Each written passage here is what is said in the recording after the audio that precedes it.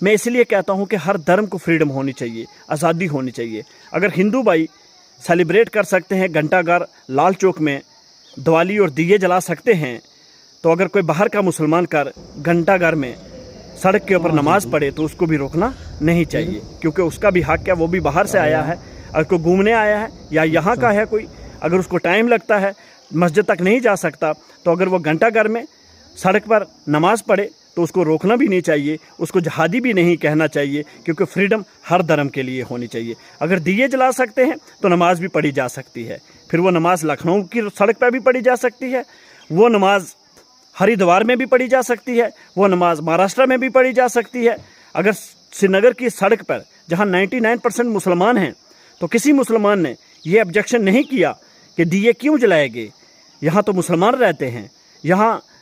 दिवाली क्यों मनाई गई, तो फिर देश भर के अंदर कश्मीर में मुसलमान को भी कहीं ना रोका जाए कि मुसलमान अल्लाह की इबादत क्यों करते हैं, वो नमाज सड़क पे क्यों पढ़ते हैं। जब मस्जिद में रश हो तो रोड पे या घंटाघर पे कोई नमाज क्यों पढ़े, तो उसके लिए भी रोकना नहीं चाहिए। हर धर्म को फ्रीडम देनी चाहिए कि वो खुदा की इबादत करे। जैसे रात को हिंदू बहन भाइयों ने दिवाली का त्यौहार मनाया, दिए जलाए, सरकार ने उनका सपोर्ट किया, सरकार ने उनके फंक्शन के लिए तैयारी की, सिक्योरिटी दी, पुलिस दी, तो इसी तरीके से मुसलमानों को भी सिक्योरिटी देनी चाहिए,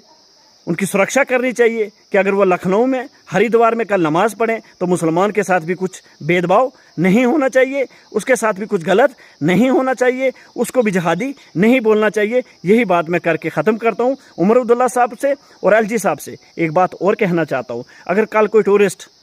घंटाघर लाल चौक में नमाज पढ़ता है तो प्लीज़ इस फ़ोटो को देख लेना कि जैसे आपने दिए जलाने के लिए इजाज़त दी। मुसलमानों की कोई क़यादत नहीं है, मुसलमान मजलूम है, उसके साथ जुल्म होता आ रहा है, हर जगह मॉब लिंचिंग हो रही है, और उस मॉब लिंचिंग में आपका साथ देने वाला कोई नहीं है। तो बात ये मैं कहना चाहता हूँ कि लोकसभा इलेक्शन में और विधानसभा इलेक्शन में जिन सियासी जमातों को हम लोगों ने, हमारे कौम के लोगों ने 95% और 90% वोट दिया है, उनके नेताओं की हालत ये है कि आपके जिले के बगल में संभल में अब इतनी बड़ी घटना हो गई है, आपके इसी उधर की विधानसभा से जिसको आपने जिन लोगों को जिता के भेजा था, न उन लोगों की न उनके आका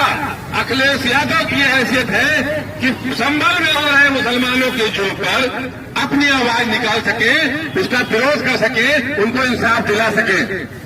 आज इस मुल्क में मुसलमानों के ऊपर हो रहे जुल्म के खिलाफ लड़ने की हैसियत में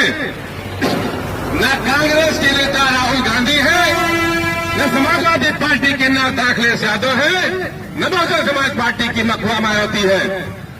आज ये जो जुल्म हो रहा है, इस जुल्म के खिलाफ अगर आप अपनी लड़ाई खुद लड़ना चाहते हैं तो मजलिस इत्तेहादुल मुस्लिमीन का एक बहादुर नुमाइंदा पार्लियामेंट में पिछले 10-15 सालों से आपके कौम की लड़ाई लड़ रहा है, और आज उसका नुमाइंदा बैरिस्टर असदुद्दीन ओवैसी साहब का नुमाइंदा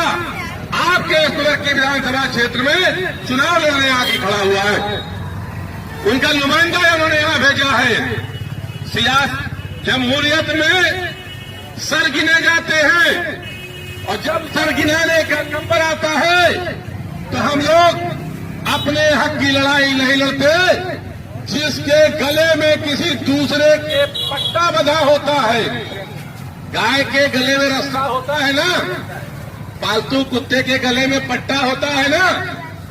जिसके। दोस्तों, इस पर आपकी क्या राय है कमेंट करके ज़रूर बताइए, और इस वीडियो को लाइक और शेयर भी कर दीजिए।